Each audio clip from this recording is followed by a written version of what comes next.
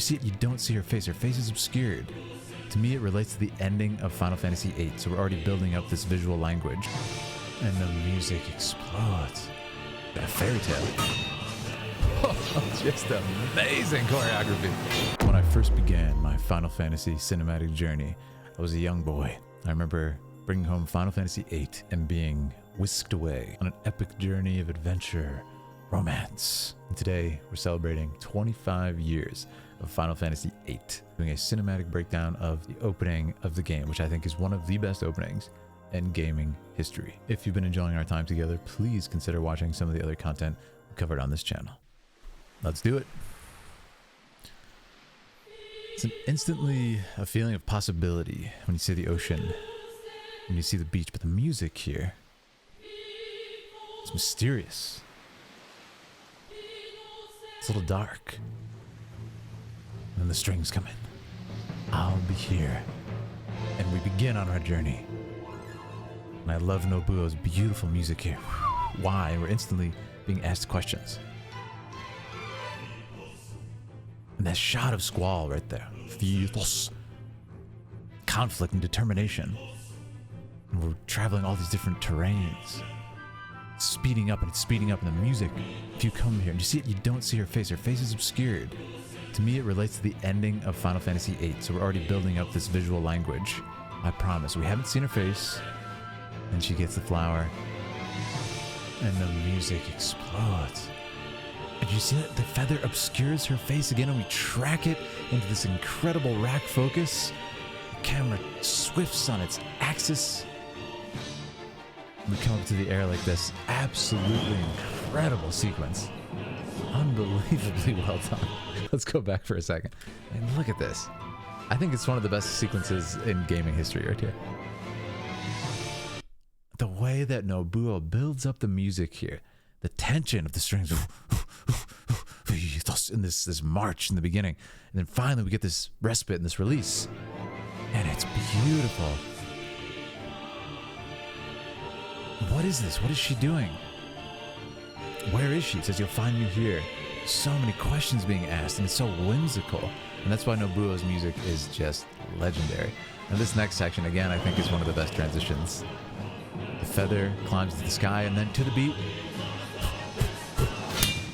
Oh, so good. And then the thunder. And right there we have some of the best text use in gaming history right there. Kinetic typography. Ah. Absolutely incredible work. And the feather imagery, calling back to that first shot. So we have this visual language again. So good. And there's Idea, I think one of the best designed characters in gaming history. And now, there we go. Absolutely incredible. So I want to go back here. There's so much going on. We kind of have this introduction of new characters and other aspects. When we look at this timing, we talk about how you can, cut your videos in different ways as an editor. There's a rhythm to the edit. You don't want to always be using the momentum of the song, kind of make it feel like a music video. It can feel a little bit predictable at times in the rhythm of the edit. So what we have here is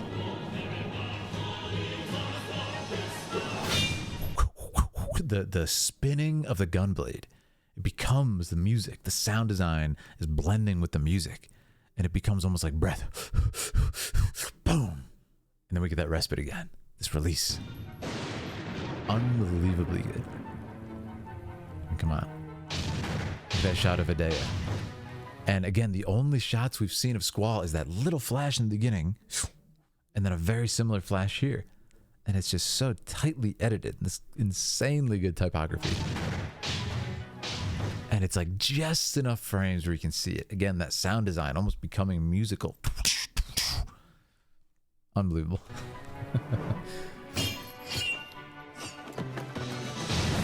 It's just sound and shot selection is so tight here. We have the close-up of him grabbing the sword, and then we cut to this kind of moving shot. Boom! Moving right into Cypher as he welcomes you with the blade. A challenge, and then Squall takes it. Unbelievable. And the imagery of the sword being, masked by feathers. So interesting. And then, of course, she has feathers, she has wings on her pattern on her shirt. And look at Hideo, one of the best designed villains ever. And I like how we're getting a combination of later game scenes in this with just the opening itself, but it's presenting all these cool questions and these character intros, which we realize after this is kind of a mix of a scene that's actually happening, the duel with Squall and Cypher, and then of course some previews of things to come. Fantastic. She passes through so like a fairy tale. Oh, just amazing choreography. It's like a dance, how they're cutting back and forth. It's almost reminiscent of the dance scene. Amazing. So well done. Man, a really great shot selection in the choreography. For the time this came out, too. Can we talk about it? I love how we get this kind of really intense, energetic switching back and forth between perspectives, which you can get away with a lot quicker in an action scene. And these guys... the design is very well done because one wearing white and the other black, it's very easy for your eye to not get confused and be able to follow them. So watch how this plays out.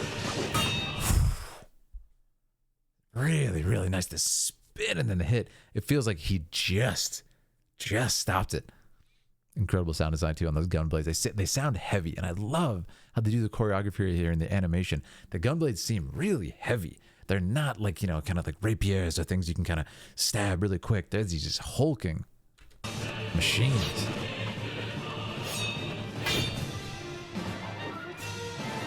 That shot is so clever, man. It's almost like, almost like we feel like it's from Squall's perspective of him missing. Right? Because then the frame is just empty. It's negative space. It's like kind of confusing. I feel like I'm in a fight and I'm spinning around. You're kind of disoriented. So clever. See? And then we get that shot of Squall turning around, so it's his perspective. So smart. And there's that challenge again. I love that we pull back now. We get a lot more full shot of the duel and kind of take in the environment and what's going on for the first time. Really nice. I like how we cut to later shots of Cypher in the story, as if it's almost what Squall's seeing. It's like we're laying the stage down. We're laying the thematic tones down for the entire story. And it starts with this fight between the two. The stakes that are at play between them. You see what I mean about the weight? It's like when they swing, it almost like you almost fall over when you miss with the gunblade. It's so heavy. Fantastically done. And let's come to the ending now. The sparks flying. It's just visceral. Love it. And now, Squall takes the lead. Squall is pressing for advantage. Cypher's having trouble defending, and so switch to magic. This really is one of the best openings in gaming history. And here we go, the music. Oof. The reveal there. What's the damage, And here we go. The iconic image is coming. The music.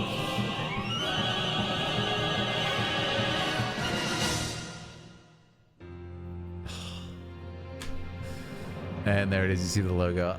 It's so good. It's so perfect. It really is one of the best ever in gaming history. I'm telling you guys. We're going to go back and look at a couple more of these shots because there's so much to say. I can talk about it all day. Like I said, if you're enjoying our time, make sure to subscribe, hop into our Discord. We got FF7 Rebirth coming up. We're going to be playing a lot of Final Fantasy, so make sure to do that. All right, so there's a couple things I wanted to say. I really love the music use. I think as a kid, the music is probably the thing that stood out the most to me, believe it or not. And it's not only Nobuo's incredible music here, it's how they use it with the edit to achieve this energy, this desperation. I mean, it's incredibly done. Look at this. Dun, dun, dun, dun. So much energy. But yeah, I really like how heavy they look. I didn't really notice that till this watch. They make it feel like these things weigh 20 pounds, It's awesome. Which is cool because, the later sort of Final Fantasy style is, very Advent Children inspired after they kind of reach that new visual identity with Advent Children.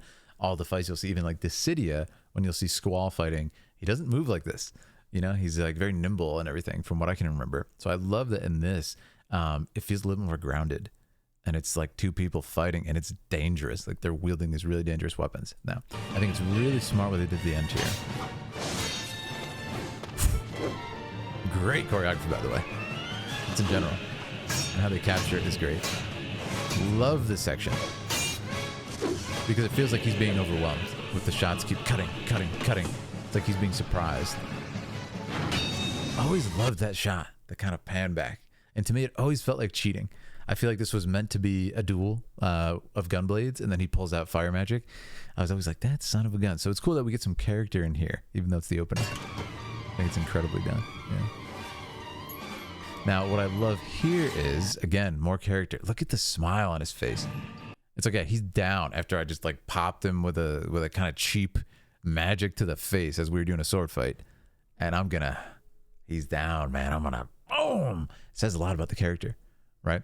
Now, I think they're so smart, and this always got me as a kid. The cut to that, it's almost like a prayer or something. It's so cool, and you see the interconnection with Squall and then Renault, who we see in the opening, with the obscured face. We've cut her face here in this shot as well, where he grabs the ring, which plays into the ending of Final Fantasy VIII, right? It's just such connected imagery, so cleverly done. Now, I love this here because they're really smart to show the blood first, and then we have this reveal, and it's like, oh man, what happened to him? Did he lose an eye? What's going on? And he slowly reveals the face, and we see, oh, okay. Wow. But what does he do? Strikes back, all right? And I love the visceral nature of it and the good sound design. I love how we see his foot across the gravel, and you can hear that, you know, very recognizable sound, gravel. And then we see the sword swipe up, he cuts, and then the black feathers. There's that feather imagery again, right? And we see all these shots of the game, the dance even. Very, very quick though, not really fast enough to register when you first launch. And then this, and it's really interesting because this is like a sort of separate edit of the scene where this happens. He's actually in this kind of like jail for a sorceress when Squall just cuts her out later in the game, and then she falls into his arms and he catches her, but it's got a different background. So they've kind of done just this kind of like amorphous version of that, this thematic version of that to set the stage for this romance, for this adventure. And I think in the most clever way done in any Final Fantasy game so far, there it is. We cut to the logo. The Yoshitaka Amano art is just so beautiful. I'm like, what? What a cool way to see it. And I remember seeing that as a kid, like combining music, filmmaking, you know, traditional art, you know, with Amano's art and this logo, and being like, oh man, I'm in for something. I'm in for an experience. I'm in for a journey. And I think that is why this is one of the best cinematics in any game's history. This scene still here is so striking. I want to watch it one more time where the music explodes here. Building up, and then unbelievable. There's just something about it, you know, it's got this kind of fairy tale feeling to it, and then the music becomes very dark. The whole format switches. Unbelievable. And it really does set the kind of feeling for FF8, which I really like as well.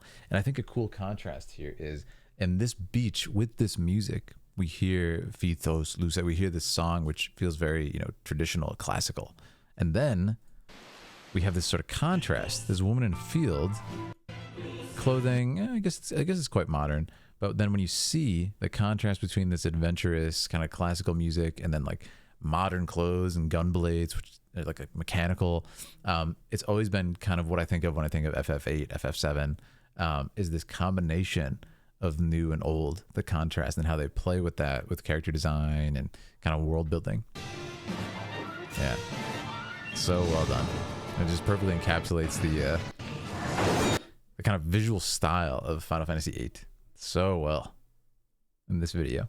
So yeah, fantastic. I thought it was a really cool intro. And then of course the payoff right after you see this is Squall wakes up in the infirmary at school, and he gets scolded by the doctor and kind of goes about his day. But it's just such a cool setting to kind of draw you in instantly. And I think it does all the things that a game opening should. It's just a hook. It's a really good hook. It's gripping. It's intriguing, but it also asks some really cool questions, and you get a feel for what this game is going to have in store for you. So yeah, in my book, it's perfect. I wouldn't change a thing about it. It's absolutely incredible. So shout out to Final Fantasy. It's my favorite franchise. I've loved it my whole life. Be playing FF7 Rebirth soon. We already played the demo if you want to see my reactions to that. And yeah, so thank you guys. Let's celebrate 25 years of Final Fantasy VIII and play the game again. All right, guys. Thanks so much, and let me know what you want me to react to next. See you around town.